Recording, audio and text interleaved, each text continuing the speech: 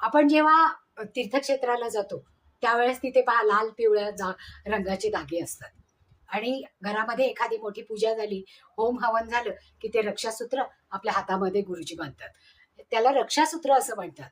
तो गंडा नसतो, तो एक धागा असतो जो पवित्र असतो आणि त्याच्यामुळे आपल्याला दृष्ट लागत नाही, निगेटिव्हिटी दूर होते आपल्यापासून आणि आपलं प्रोटेक्शन होतं.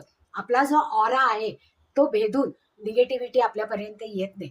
त्याच्यासाठी हे रक्षासूत्र वापरायचं असतं.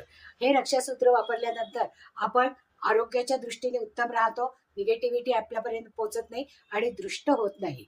मग ज्या वेळेस काही लोक पहा वर्षानुवर्ष तोच धागा ठेवतात. तसं न करता तो जेव्हा मलिन होतो त्यावेळेस तो काढून पाण्यामध्ये विसर्जन करायचा आणि नवीन धागा 3 वेळा 3 फेरे घेऊन बांधायचा. पुरुषांनी उजव्या हातात बांधायचा, स्त्रियांनी डाव्या हातात बांधायचा आणि त्याच्यामुळे रक्षण हे केलं जातं.